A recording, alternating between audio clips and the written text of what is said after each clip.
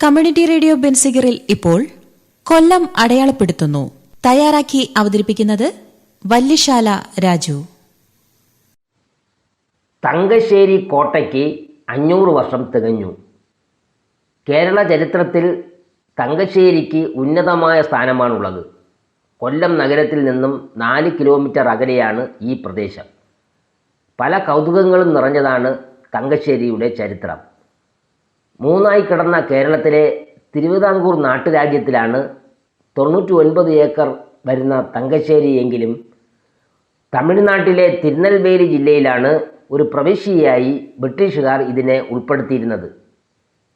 ഇംഗ്ലീഷുകാരുടെ പൂർണ്ണ അധികാര നിയന്ത്രണത്തിലായിരുന്നു അന്ന് തങ്കശ്ശേരി. 2000-ഓളം പേരായിരുന്നു ജനസംഖ്യ.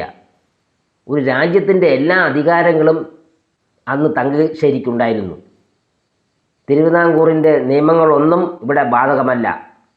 തിരുവിതാംകൂർ സൈന്യത്തിൻ്റെ ആക്രമണത്തെ ചെറുക്കാനായി തങ്കശ്ശേരി കവാടത്തിൽ പ്രത്യേക ആർച്ച് തന്നെ 1934 ബ്രിട്ടീഷുകാർ സ്ഥാപിച്ചു. പ്രത്യേക കോടതിയും ഉണ്ടായി. തങ്കശ്ശേരി കോട്ടയ്ക്ക് അകത്ത് കയറി ആരെയെങ്കിലും അറസ്റ്റ് ചെയ്യാനോ നിയമം നടപ്പിലാക്കാനോ തിരുവിതാംകൂർ പട്ടാളത്തിനോ പോലീസിനോ ഏതൊരു അധികാരവുമില്ലായിരുന്നു. 1948 വരെ ഈ നില തുടർന്നു. തങ്കശ്ശേരി ആദ്യകാലത്ത് അധീനപ്പെടുത്തി വച്ചിരുന്ന പോർട്ടീസുകാർ ഇവിടെ കമ്മട്ട സ്ഥാപിച്ച് തങ്കനാണയങ്ങൾ നിർമ്മിച്ചിരുന്നതായി പറയപ്പെടുന്നു. നാണയം നിർമ്മിച്ച സ്ഥലം പിൽക്കാലത്ത് തങ്കശ്ശേരിയായെന്നാണ് ഒരു ചരിത്രം. ബ്രസീലിൽ നിന്നും തങ്കക്കട്ടികൾ ഇവിടെ ഇറക്കുമതി ചെയ്തിരുന്നതായും ഒരു ചരിത്രകഥയുണ്ട്. കൊല്ലം രാജാവായിരുന്ന അയ്യനടികൾക്ക് തങ്കം എന്നൊരു പെങ്ങൾ ഉണ്ടായിരുന്നതായും അവർക്ക് സ്ത്രീധനമായി നൽകിയ സ്ഥലമാണ് തങ്കശ്ശേരിയായി മാറിയതെന്നും മറ്റൊരു ചരിത്രകഥ. ഇബൻ ബത്തൂത്ത, സുലൈമാൻ ഷെരീഫ് തുടങ്ങിയ വിദേശ സഞ്ചാരികളുടെ യാത്രാ വിവരണങ്ങളിലാണ് തങ്കശ്ശേരി ആദ്യമായി പരാമർശിക്കപ്പെടുന്നത്. കൊല്ലത്ത് വന്ന വിദേശ സഞ്ചാരികൾ തങ്കശ്ശേരി തുറമുഖത്താണ് ആദ്യം കപ്പലിറങ്ങിയത്. 1503 കൊല്ലവുമായി കച്ചവടം നടത്താനുള്ള കൊല്ലം റാണിയുടെ അഭ്യർത്ഥന പ്രകാരം പോർട്ടീസുകാർ എത്തി. തങ്കശ്ശേരിയിലെ പണ്ടകശാല പുതുക്കിപ്പണിയാനുള്ള അനുവാദം നേടിയെടുക്കുകയും ഇതിൻ്റെ മറവിൽ 1518 ഒരു കോട്ട തന്നെ നിർമ്മിക്കുകയും ചെയ്തു. ഇതാണ് തങ്കശ്ശേരി കോട്ട അഥവാ സെൻറ്റ് തോമസ് കോട്ട എന്നറിയപ്പെടുന്നത്. ഇപ്പോൾ ഇതിന് 500 വർഷം തികഞ്ഞു. കോട്ടയുടെ ഇടിഞ്ഞു വീഴാറായ ചുവരുകൾ മാത്രമാണ് ഇന്ന് അവശേഷിക്കുന്നത്. ഇതിന് കേന്ദ്ര പുരാവസ്തു വകുപ്പിൻ്റെ കീഴിലാണ്. കോട്ട കെട്ടുന്നതിന് മുമ്പ് തന്നെ പോർട്ടീസുകാരുടെ കച്ചവട കേന്ദ്രമായി തങ്കശ്ശേരി മാറിയിരുന്നു.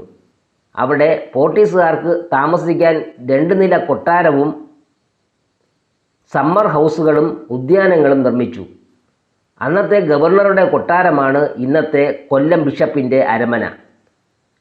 1659 ഡച്ചുകാർ കൊല്ലം നഗരം കൊള്ളയടിക്കുകയും തങ്കശ്ശേരി കോട്ട തകർക്കുകയും ചെയ്തു.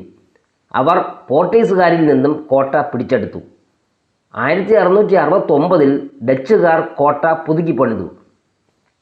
1741 മാർത്താണ്ഡവർമ്മ കുളച്ചൽ യുദ്ധത്തിൽ ഡച്ചുകാരെ പരാജയപ്പെടുത്തിയതോടെ ഡച്ച് ആധിപത്യം ഇവിടെ ദുർബലമായി. 1808 ബ്രിട്ടീഷുകാർ തങ്കശ്ശേരി കോട്ട ആക്രമിച്ചു. 1841 പാരീസ് ഉടമ്പടി പ്രകാരം തങ്കശ്ശേരി ബ്രിട്ടീഷ് അധീനതയിലായി.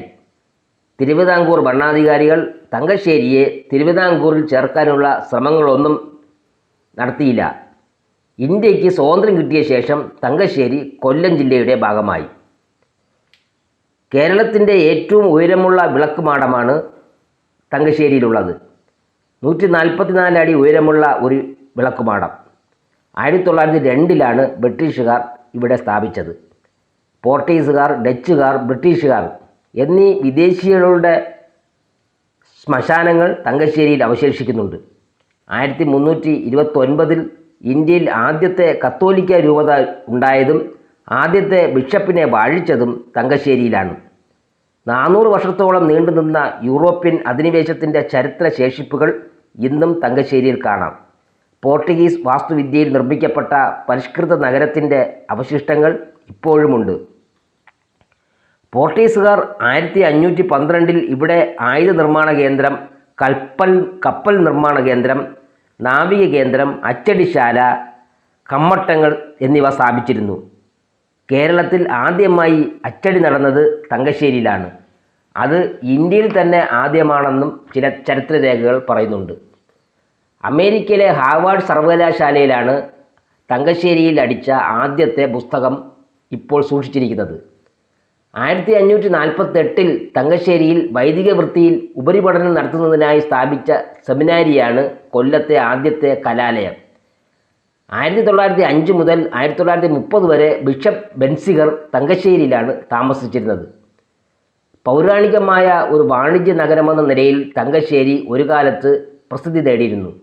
കേരളത്തിൽ അവശേഷിക്കുന്ന ആംഗ്ലോ ഇന്ത്യൻ വംശജരിൽ ഭൂരിഭാഗവും തങ്കശ്ശേരിയിലാണ് ഉള്ളത്. ആംഗ്ലോ ഇന്ത്യൻ ജീവിത രീതികൾ തങ്കശ്ശേരിയിൽ ഒരു പ്രത്യേക സംസ്കാരമായി അടുത്ത കാലം വരെ നിലനിന്നിരുന്നു. ഇന്നും അതിൻ്റെ അവശേഷിപ്പുകൾ അങ്ങിങ്ങ് കാണാം. തങ്കശ്ശേരിയുടെ ഏറ്റവും പ്രധാനമായ മറ്റൊരു സവിശേഷത ഇവിടുത്തെ കാലാവസ്ഥയാണ്. കടലോര പ്രദേശമായ ഇവിടം ഏറ്റവും ചൂടുകൂടിയ വേനൽക്കാലത്ത് പോലും അന്തരീക്ഷ താപനില 20 ഡിഗ്രിയിൽ കൂടാറില്ല. ചരിത്രത്തിലെ അപൂർവമായ ശേഷിപ്പുകൾ നിലനിൽക്കുന്ന തങ്കശ്ശേരിയിൽ പൈതൃക ഗ്രാമം ഒരുക്കാൻ കൊല്ലം കോർപ്പറേഷൻ പദ്ധതി ആവിഷ്കരിച്ചിട്ടുണ്ട്. കേന്ദ്ര വിനോദസഞ്ചാര വകുപ്പിൻ്റെ സഹായത്തോടെ 100 കോടി രൂപ ചെലവ് പ്രതീക്ഷിക്കുന്ന പദ്ധതിയാണ് ഇവിടെ ആവിഷ്കരിക്കുന്നത്. കമ്മ്യൂണിറ്റി റേഡിയോ ബെൻസിഗറിൽ ഇതുവരെ കേട്ടത് കൊല്ലം അടയാളപ്പെടുത്തുന്നു. തയ്യാറാക്കി അവതരിപ്പിച്ചത് വല്യശാല രാജു.